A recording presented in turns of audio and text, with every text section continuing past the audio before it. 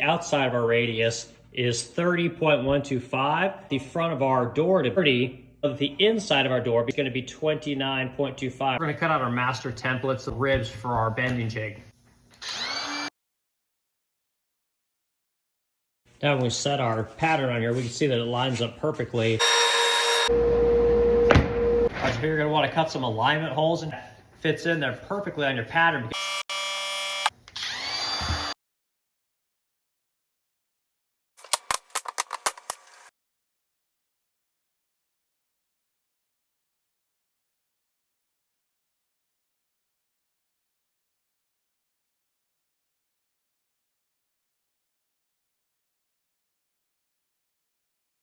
This is how I make my jigs. They last forever. They will not fall apart and they will not collapse under vacuum, which is really what you want.